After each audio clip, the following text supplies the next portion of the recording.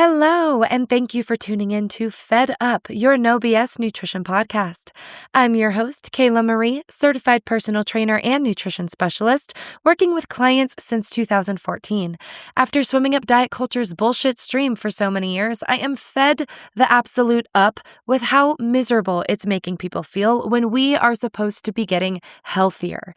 This podcast is here to help you gain your sanity back so you can stop yo-yoing once and for all and finally learn how to trust yourself so you can enjoy food again without fear or shame while still getting to your health goals. My aim is to teach you how to detect the BS in not just the food and diet industries, but in all realms of life, because I know that, like me, we are all just a little fed up. So without further ado, let's dive into today's episode.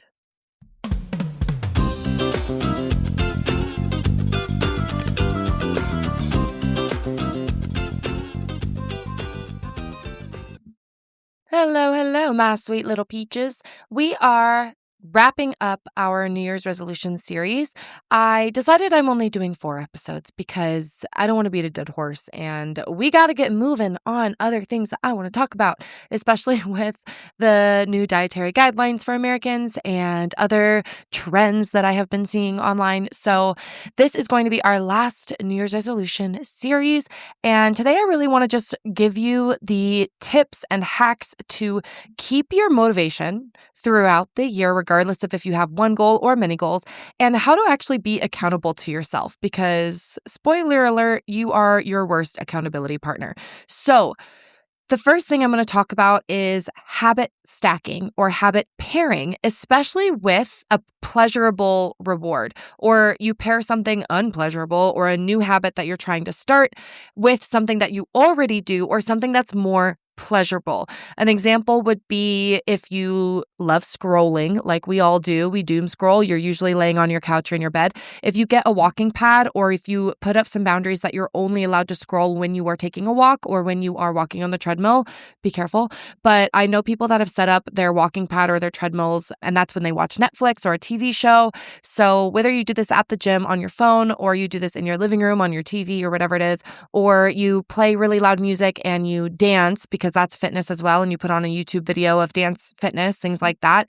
So audiobooks are a really good one too. Like you can only listen to audiobooks when you're going on a walk or when you're cleaning your house or when you're whatever doing that thing that you're trying to do. So when you habit stack or habit pair, it's a lot easier to remember when you're doing that thing, but also to kind of retrain your brain a little bit. So another one that I love doing is if you're trying to drink more water, like, okay, when are you going to be drinking water? How about you drink water right when you wake up, or when you're waiting for your coffee to brew, or you drink water, at the beginning, at the end of every meeting that you have, and you have 6 meetings throughout the day. Like there are just ways that you can kind of pair these reminders almost, or again, pair an activity that maybe you don't really like with something that you do really like. So something that I also love to do is notice when you are maybe already doing these things, and then you just become more intentional about it. So one thing that I like to do is when I'm walking on the treadmill, at about like 10 minutes, all of a sudden my creative brain and my, that feeling of, okay, I've got to make a list, or I've got to, you get a lot more executive function the more that you are active. So I love being like, okay, I need to be walking when I'm brainstorming for podcast episodes or writing captions, or just kind of again, brainstorming or being that creative side of me where I'm writing lists or I'm coming up with a new program or content, whatever it may be. I am much more creative when I am active. So I reserve a little bit of extra time sometimes if I'm on the treadmill for making those lists, or for even I feel more social when I'm working out and more active. So I'm much more likely to text clients or text, leads or something, or follow up on emails or whatever it may be. I'm responding to all my messages when I'm walking. So being more intentional about that and notice those natural tendencies, so that it makes it a lot easier to find habits that pair well together. Because I've had people do things and I'm like, wait, that doesn't really make any sense, because those are completely different. How are you supposed to do this while you're also doing this, right? So you want them to pair well together. So moving on to another little hack that I like to do, and that works really well for me, is this is kind of 2 parts. Is one, in order to keep yourself a little more motivated, a little more accountable, a little more eye on the prize, let's keep it front and center without feeling burnt out, is I have these short mottos mottos, mantras. I don't know. These little sayings that I can remind myself throughout the day, throughout the week, what really matters to me. So one thing that I try to do is I'm trying to eat more at home, right? One, to reduce the food waste that I have at home. One, to save a lot of money because I spend a lot of money eating out. Don't tell my mom. No. But if you're somebody who you get coffee out a lot and you're trying to drink more coffee at home and make your coffee at home, you need to have a little mantra, right? We have coffee at home. You need to get up so that you have coffee at home. Hey, that $5 is $5 out of your pocket. Every time you have coffee at home, you're saving $5. Whatever it is that is actually going to help you keep to that goal is really helpful. So for me, sometimes too, I can quote unquote, I think that I can afford the calories of a latte or something, or oh, well, I need to eat anyway, so it's better to just eat lunch. But those are the mantras that keep me, oh, I'm hungry and I'm out and it's better to eat something, right? I need to remind myself, you have food at home. You have food at home. So either in the morning, I'm telling myself, you have food at home. What are you going to take for lunch? Or if I'm out and about, I'm you know what? You can wait 10 minutes or you can wait 30 minutes. Or again, I'm noticing my habits and my tendencies so that if I'm trying to eat more at home, I need to have more ready prepared meals. I also don't have a microwave, and that makes it really hard for me to eat leftovers. So part of me is thinking, do I need to just go buy a microwave so that I'm able to say you have food at home and it's okay to warm up things because it's a lot easier to eat it that way. So again, find your mantras. Some things that I like to do is, again, remind yourself you are saving for your future car, your future house, your future marriage, your future investment, your retirement account. You are saving, you're prioritizing this more than this. So it is more important for me to take a walk than to watch TV before dinner. And just reminding yourself that every single time you start to retrain your brain, you start to talk to yourself differently. And it does kind of help, again, just redirect yourself. You can come up with more general things this will help me, help my family, help my life. This will help me, help my family, help my life. So whenever you don't want to do something or your habit, you don't want to work out, it's more impactful for me to work out tired than for me to skip a workout, especially during periods of your life where you're going to be tired. It's inevitable. Reminding yourself that I will get more energy even though I feel tired now. I feel tired before my workout. I will feel less tired after my workout. Whatever it helps you to just frickin' put it on repeat, write it on your mirror, but it needs to be short and quippy or whatever, that you're going to remember it, right? Or write it down on your notes app so that if you're having a craving or you're having that moment where you're well, it's easier for me to just do this. You need to have something that's going to keep you to redirect. Something else in the second part of this that kind of helps me is, again, if I'm thinking don't eat out for lunch, you have food at home, you have food at home, I almost make it a challenge. What have I not even touched that's been sitting in my pantry for a while? How do I make a meal out of this? I have, canned foods that last a long time. So I try to make sure that I'm rotating through those. And so I have to look at, oh, I have a whole bunch of beans and I have corn tortilla chips. I can make a bean salad. And I probably would never think of that unless I made it a challenge to keep it in the forefront of my mind of what food do I have at home? What can I make at home? Maybe I only need to pick up 1 or 2 ingredients to make a meal because I'm using most ingredients that I have already in my pantry. So remind yourself that you don't have to come up with a new meal or a new recipe or, well, I'm trying to eat more at home. And then you go all day and you're oh, I ate out twice. So trying to, again, kind of redirect and then noticing where your pitfalls are and being okay, well, I have food at home, but I'm not bringing food from home out into my day. So then I have a 12-hour day and now I haven't eaten anything. So you've got to plan, right? Prepare to plan all that stuff so that you don't fail. Another part of this is I kind of, with these mottos, it helps me to plan my next steps. This is really helpful if you have neurodivergence or ADHD or you get overwhelmed or decision paralysis. If I'm getting in my car after school, there are a couple options I can do. I could go and get something to eat because it's about lunchtime and then go work out and do my chores and then go home. Or I can go home, eat something, chill for a minute, do my homework, let my food settle, and then go to the gym and run my chores. So planning that out and telling myself, okay, I'm going to get home, and you kind of walk yourself what you're doing. I'm going to get home. That way you don't just sit on the couch and start scrolling, or you just forget what you were doing as soon as you walk in. You have to remind yourself, I'm getting home. I'm going to walk myself through. I'm taking this out of the freezer. I'm opening this can of beans. I'm pouring this into this bowl. Apparently, neurotypical people don't really have to do this, and I realize I do, and it just really helps me. So maybe it'll help you. Anyway, Accountability system. You are your worst accountability partner. Most of us are people pleasers. You are going to be much more inclined to keep your promise or keep your appointment or keep your habit if someone else is watching you, if someone else is relying on you, if someone else is watching checking in with you and checking in with, have you done this or not? Like, you don't want to lie to your friends, right? Or if someone's waiting for you at the gym, you're not going to bail on them.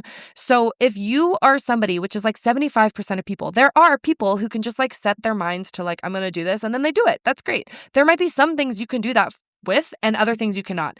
Diet and exercise is something that's really hard for a lot of people, but there are a handful of people that they just set themselves to work out this many times a day and they do, or times a week and they do, or times a day, or they want to go for a run and they just do and they love it. Like, we all work very differently. We have different reward systems. So if you are just honest with yourself, and like, that's most of my job as a trainer and a health coach, is most people are really bad accountability partners and they just need somebody that they want to make proud, or somebody that's waiting on them, or somebody that's asking them, well, how did it go? So be honest with yourself. And I'm not just saying this to be like, well, hire a coach, hire me. I'm saying this because after training thousands of people, or talking with thousands of people, working with hundreds of clients in person and online, like, there are things that are just recurrent. And I find, again, that 75 to freaking 90% of people, maybe even 100% of people, because that's why they hire me, is like, they're not self-starters. I'm not even a self-starter. It's really hard for me to like work out on my own in my room, like when nobody's watching me.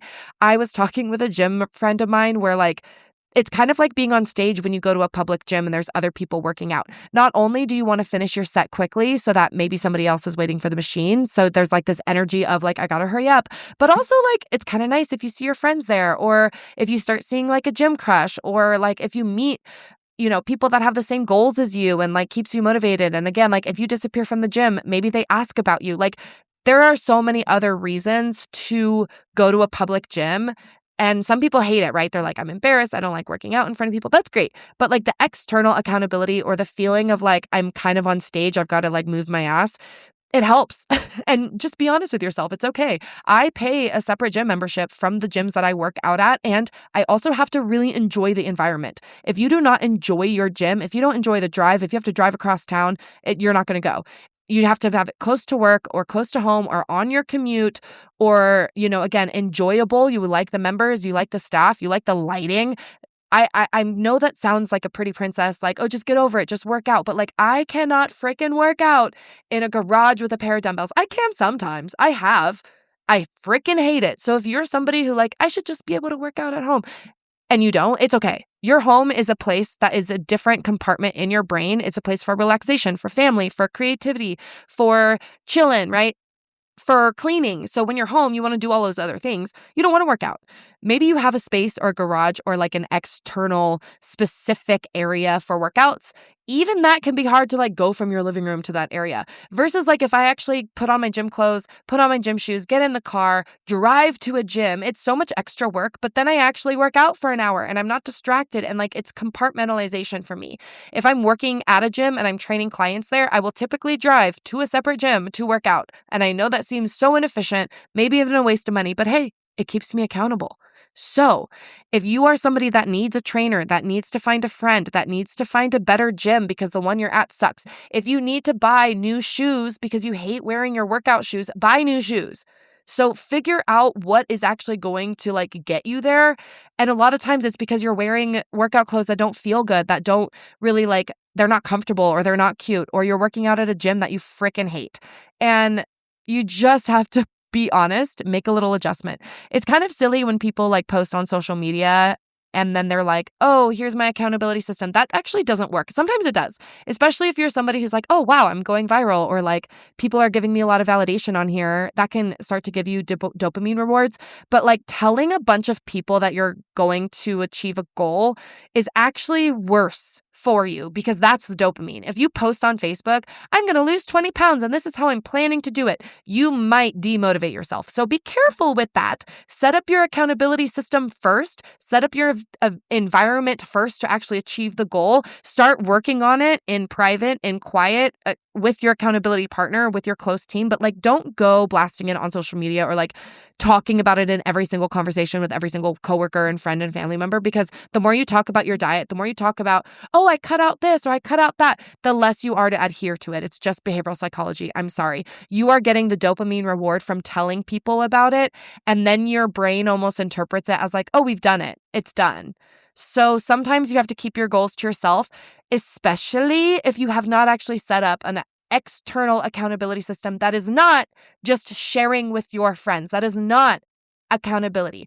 Accountability is I'm paying for this, and if I don't show up, I lose money. Accountability is I will let a specific person down who's going to text me, who's going to tell me like, hey, where were you at the gym? Or, hey, you missed your appointment today. Again, half my job is just having someone pay for a service and have an appointment that gets them to show up. The other half of my job is actually teaching you what to do, getting you to make healthier choices, education, like all of that, of course. But I've had people that are yoga teachers, that are dietitians, that are high-level corporate performers that just need that external accountability. Otherwise, there's so many other things that take precedent. So I used to train the CFO of Boeing. Their corporate headquarters is in Huntington Beach. And I didn't even know he was the CFO of Boeing. I didn't know what he did. He said he was in finance or in corporate or something. And I was like, oh, wait, Boeing? Like Boeing? Anyway, that was a fun thing because he knew how to work out. He was pretty fit, pretty active, but he had the funds and he had the means. And he was like, if I don't pay you and I don't come at 7 p.m., I'm going to go home because I'm tired, right? I had another woman who was running like 2 businesses. She has 3 children. Like this woman was busy and like her form was great. She could work out at home. She had a little dumbbell set up at home. She had a gym membership, all this stuff. But she was like, if I don't make an appointment with you, like my life is appointments. And if I don't have that appointment, I'm paying money. I know that it's reserved for this time. I'm unavailable. My whole staff knows that I'm unavailable during this time. I have childcare during this time. Like she has set up her entire life so that Monday, Wednesday, Friday, she goes to the gym from 9 to 10 a.m. So you need to set up your environment, set up your dates, set up your alarms, reminders, set up and ask for help and ask for people to check in with you and set a date that you're going to check in with you and check your progress. Or we love a dopamine hit, right? So even just like checking things off on your calendar or checking things off, like I did it on this day, I did it on this day, like that is enough for some people. Other people need an external accountability partner. So know yourself, know your weaknesses, know thyself. Another thing that I'm going to end with here is break up your resolutions into, or whatever goal it is, into weekly, into monthly things. It is much easier to think about 12 things separately each month than it is to think about one thing for 365 days a year, a lot of times. So in order to break up the, again, dopamine response, it's like every month, if you do break it up into every month, it's like a new focus, a new 30-day challenge. Don't make it extreme, but like maybe it's, okay, this month I'm implementing weightlifting. This month I'm implementing yoga. This month I'm working on my protein intake. And you're adding layers throughout the year so that by the end of the year, you have 12 new healthy habits that have resulted in better sleep, better energy, better emotional regulation, better, et cetera, et cetera, et cetera. And you've lost 10 pounds or 20 pounds, right? So, and your whole life's different because you didn't just like burn out in 3 weeks. You built it over 12 months. So then you have maybe a focus. I'm going to weight lift this month. That's my focus. Well, then you have to break it up. Okay, you have to first join a gym. You have to maybe get an introductory session so that you know what you're doing. You have to maybe find a program that you can follow or write down your workouts yourself so that you know what you're doing when you show up to the gym. You have to put it in your calendar. You have to find a gym and join a gym and figure out the commute to the gym. Like it's a whole thing, right? So break up that month into maybe 4 things per week. Or again, just like look at your month and set up the dates. Okay, here's where I'm going to go into the gym and join. Here's where I'm actually going to wake up, put on my clothes and go. Here's where I'm going to check in with myself. Here's where I'm going to actually make an appointment with my physical therapist because my shoulder's hurting me. Like break it up into your month. And then that's what you're focusing on. And now at the end of the month, you've been working out 3 times a week. You've met with a trainer once. You've been doing all the things. Now the next step, month 2, you are working on walking 8,000 steps a day, right? You look at your average steps and it is only at 4,000. You want to double it. So what are you going to do? When are you going to walk? Put it in your calendar, right? Break it up into 4 things. Maybe the first week you're adding 1 week or 1 walk. 1 week, 1 walk. 2 weeks, 2 walks. 3 weeks, 3 walks. The 4th week, you're walking 4 days a week. And then you keep that up into the next month, but that was your focus for that month. It's to build that habit. You've built it, and now you can keep it and maintain it. And now the next month, you're walking, you're lifting weights, and now maybe your sleep really needs some work. So let's go to bed around the same time and wake up around the same time. Let's go to bed an hour earlier. Let's stop screens earlier. Let's do a bedtime skincare, reading routine, et cetera, right? Maybe the next month you work on finances. You set up a financial date with yourself to look over your expenses for the last 3 months. You set up a tax appointment, right? Like you can break this up into as many steps as you need to, because a lot of times, as we've been talking about, you're like, oh, I want to do this thing. And then like 3 months go by and you're like, oh, I never started that. And there are different stages of behavioral change. So sometimes you're just thinking about it, but you're not ready to make action. That's okay. You can recognize that you're thinking about it, that you're researching, that you're kind of, you have to make a change, but you really haven't done anything yet. That's when you set up a date. Okay, March is my date to do this. And guess what? Sometimes that date comes around and freaking shit hits the fan, right? You planned to work out that day and you got freaking sick for another week, pushed out your plan for another week. It's okay to be a little flexible and to be intuitive, but we have to be proactive. And sometimes we just live our life very reactive, and then we're surprised that it goes by so quickly and we're nowhere we want to be. So it's not that we always need to self-improve and like make your life better, but like what else are you doing if you're not trying to preserve your sanity and make your life enjoyable? It is about the journey. I'm sorry, the outcome, the finish line is when you're dead. So you might as well enjoy it now. When I decided to go back to school a few years ago, I told myself, well, I'm old, it's too late. And then I thought, well, the time's going to pass anyway. I might as well have a degree at the end of it. And then I started meeting and hearing a lot of other people that went to school even later than I did, including my own partner who's 9 years older than me, and he just graduated last year. And then I'm graduating in May and I'm thinking, oh, wow, it did pass. Like 4 years go by and here we are. So it's okay if you're going to take all year long to change your lifestyle, because the more that you just jump into like my 30-day challenge and you don't really have a plan for after that, or you jump into like this really extreme diet, this really extreme, like I'm going to do this every single day. And then you wonder why you only did it for a month. So I want you to think about this. Listen to all these episodes again if you need to, but really think about, why you're doing this, what's realistic, talk yourself down a little bit, and realize that your life is your life. And trust me, you don't want to be that person that is 60, 70 years old who has spent their entire life every single year just trying to lose the same 10 pounds.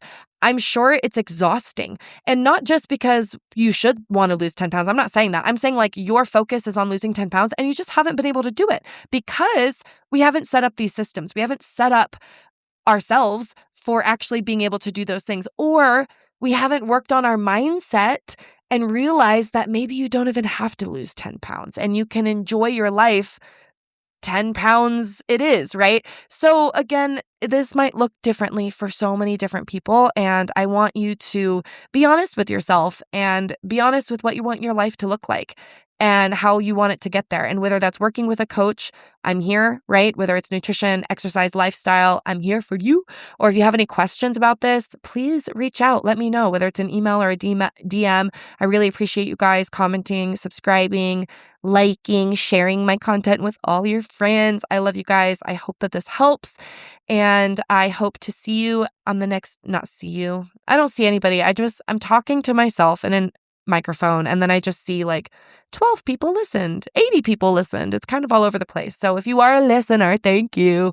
Please leave a review, because I don't think any of y'all have yet. And I have like 1,000 listens. So what are you guys doing? Okay, that's enough of me begging. Okay, I love you guys. I hope this helps. I will see you in the next episode. Nope, I will talk to you in the next episode. And we're just gonna end this outro now. Bye. Thanks so much for being here, friends. If you enjoyed this episode, please screenshot and tag me over on Instagram or leave a 5-star review wherever you are listening from. Your support means the world to me and only helps me get the No BS news out to more people. If you're interested in working with me in nutrition or personal training, check out my programs and courses on my website at kaylamariefitness.com and on Instagram at kaylamari_fit. See you next week.